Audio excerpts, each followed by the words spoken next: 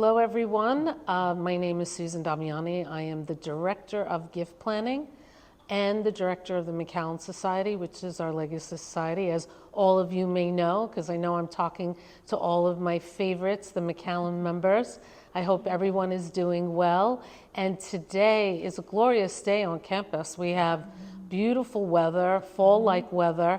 If you're in the neighborhood, you never need an invitation. You know that you're always welcome. And just to come and just walk around campus is absolutely beautiful. But today is a great day too, because I'm very excited for you to meet one of our newest deans, Dean Delgado. She is the Dean of St. John's College, Liberal Arts and Sciences. And I think it's really important that, since you are leaders and major donors to the university, I think it's very important that you know the leadership here and you get to know them. And so today, like I said, I'm excited for you to meet Dean Delgado and get to know a little bit about her. So we're sitting here, I don't know if you recognize where we are. We're in St. Thomas More Church. We're in the narthex with the beautiful mosaics from Florence, Italy. And we're here with all the saints that have been influenced by St. Vincent. So I think it's apropos to have the dean here from St. John's College, our oldest college at the university. So thank you for joining us, Dean Delgado. Oh, it's a pleasure. It's nice to finally meet you in person. I know we had one conversation on the phone. Yes. But thank you for taking time out of your busy schedule to be with us. It is wonderful to be here. So I'm just going to ask you a couple of questions to get to the chase. First is, can you just share with the group a little bit about your background? Sure. First, it is really a pleasure to be here with you on this glorious day and to be at St. John's. As you know, I joined the community here on June 1st. And Welcome. so it's been just a little over 4 months, and it has really been a wonderful time. Wonderful people, a deep and abiding mission that I believe in. And so a little bit about myself. In some ways, I feel that I'm like a St. John's student in many ways. I'm from New York, native New Yorker. My family, I grew up in the Bronx, then we moved to Lower Westchester. My parents are still in Westchester County in Pelham, and I live in Mount Vernon. And I used to be at Iona College for 17 years, actually. But in many ways, I think about my own, like how I've gotten here to St. John's, and as a professor in religion, as a first-generation student. My parents did not go to college. I actually don't know how I got to Colgate University. I was sharing with you before that that's my alma mater, because in many ways, St. John's, I am the prototypical St. John's student. Latina, New Yorker, Catholic, and have really stayed within this kind of 10-mile radius of my, my upbringing. So I feel very much at home here. That's great. I can see that, based on what you're saying. With your background, you're a perfect fit. Can really relate, to our students, because that's been a story from day one all the way up to present. Yes. We really are a family of immigrants here at St. John's. Yes. So you're touched upon a little bit. It seems that we can tell why the St. John's mission has kind of drawn you to us. Yes. What is it about the St. John's mission that you like? Well, we're sitting here in the narthex and surrounded by these, these beautiful mosaics of St. Vincent and all of the ways that the charism of the Vincentians have influenced so many parts of life. For this year, the Founders Week was about healing. And in many ways, whether it's healing through health or through healing through education, healing through ministry. All of those things have been so deeply impactful and inspirational to my own life. So if I, without going into too much detail, Right. my own upbringing has, and my parents in particular, and my extended family for sure, have all emphasized how education can elevate and uplift an entire community, and they poured my parents poured all of their investment into their daughters. I'm one of 3 girls, Oh, no nice. brothers, and so for parents who did not have a college education, to have my older sister is a medical doctor, Oh, wow. my younger sister is a lawyer, and then me as a theologian, obtaining a terminal degree, all of us obtaining a terminal degree in our fields, is a testament to the way that they understood how education combined with faith, Faith, right. not just education for its own sake, but education that is geared to serving others. That was really their goal. It wasn't, and I went into banking for a little bit. That was my first job after graduating from Colgate. Oh, wow. I was accepted to the management development program at Chase Manhattan, when it was called Chase Manhattan right, Bank. I know. And I spent 15 months in a management program, and then another year and a half as a frontline manager, and realized that my heart wasn't in it, Right. because I was being asked to do things that I felt compromised my faith commitments to workers, to the dignity of work, to my understanding of Catholic social teaching, Right. the dignity of work and the rights of workers. And that to me was not, I couldn't just toe the line in order to move up the corporate ladder. I could have, Right. but I had to make an ethical choice. And that's what led me to seminary, to try to find the language to bring together what the commitments of my heart were, and then the education to go along with Right. it. And that's That what was led your me to calling. So it here's really, your calling. It really Right. did feel like a calling to me. Right. And I would say, Susan, that it was also a calling for me to explore leadership opportunities outside of the institution where I was. Because I felt that I could bring together my management skills, my leadership, skills, and my education, aligned with an institution that I believed in. Right. And St. John's was that institution. Well, that's great. That's a terrific story. I love that. Thanks so much for of sharing course. it. I think, like what you were saying, like your corporate career is not in vain. God always leads us on a path. I tell it to my students all the time. And Dylan is watching us now, my graduate assistant. He's probably going to chuckle. As I say, I always say life is like a canoe. And you get in and it just kind of rears down that river, right?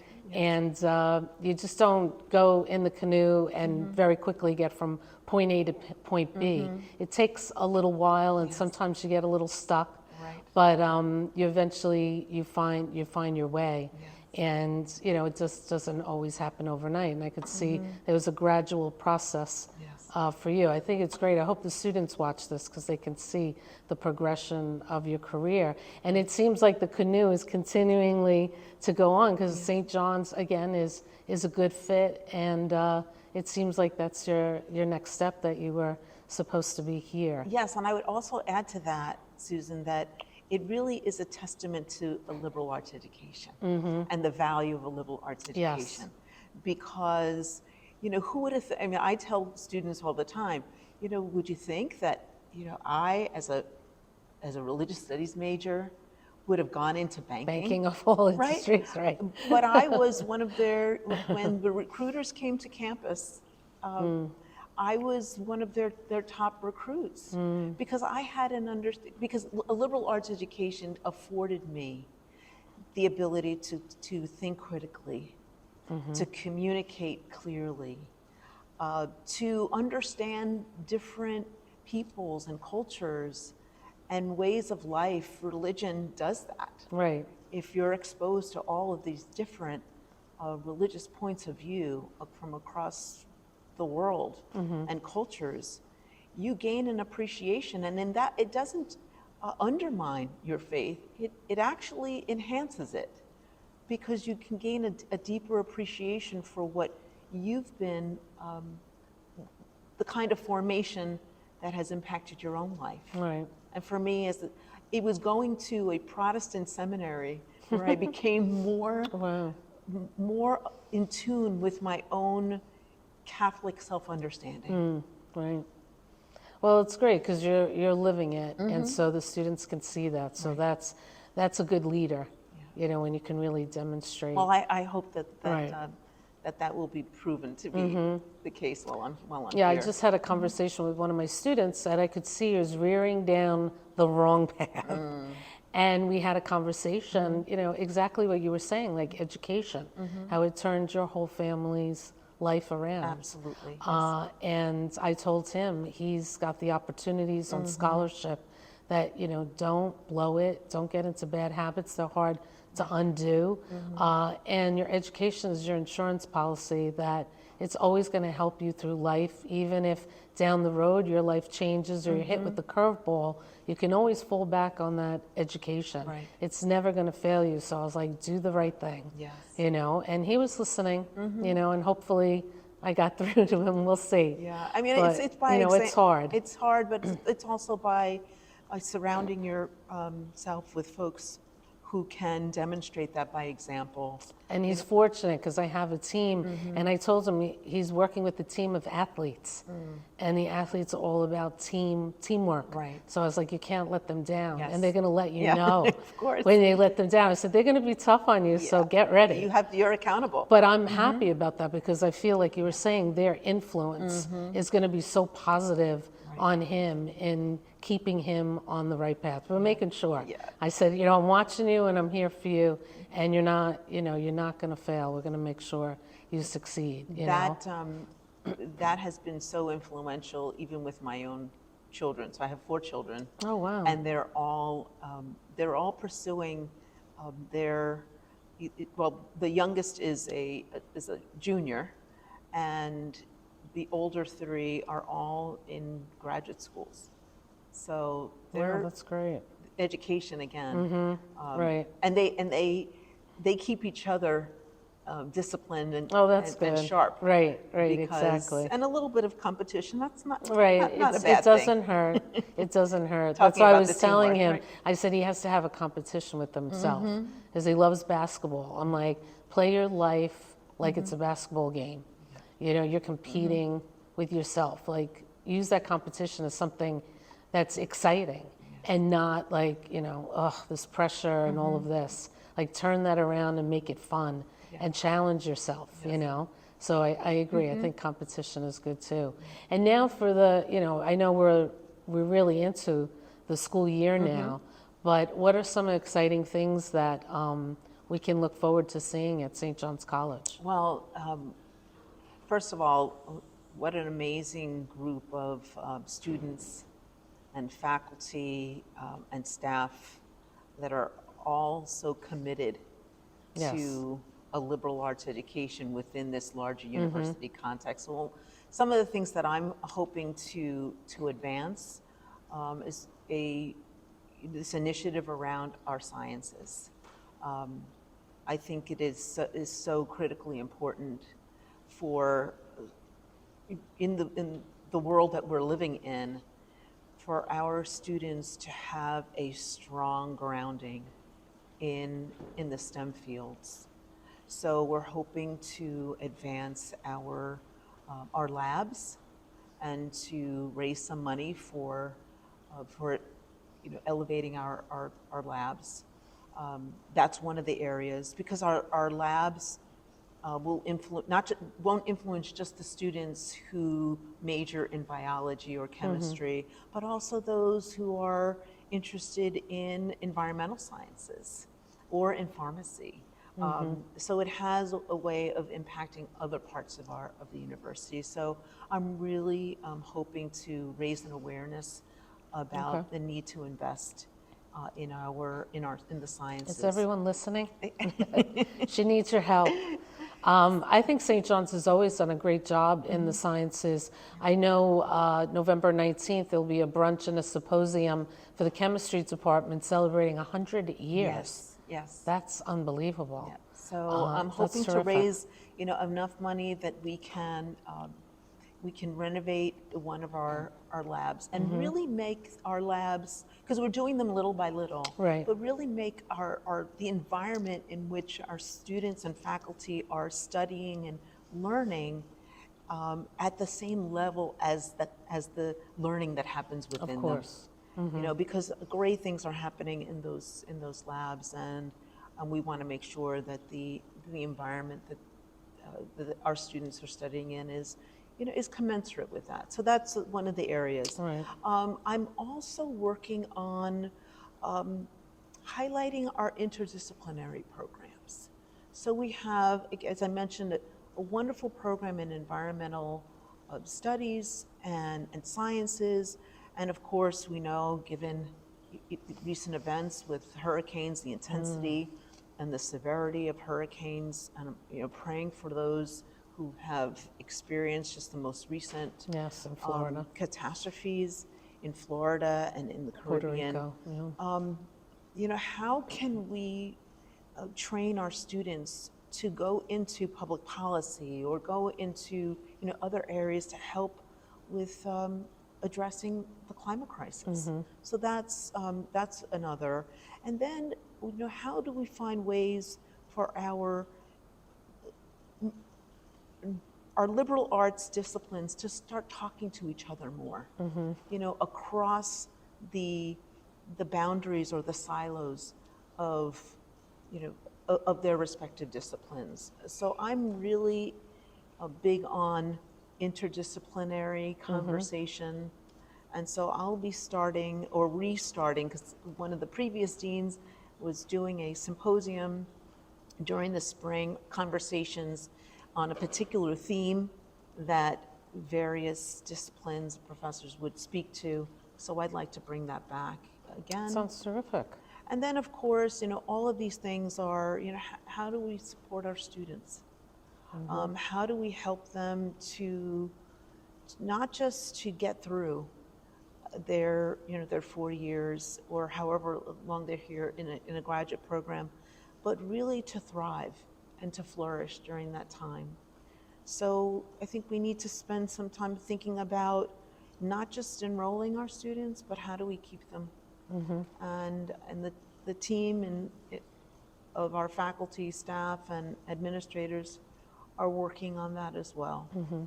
And then I wouldn't say finally, but again, there are lots of things I can check. Sure, of course. Yeah. But another thing that we're looking at is how do we continue the work that has already been done to have St. John's be the equitable and inclusive place that it has been for so long, and for more.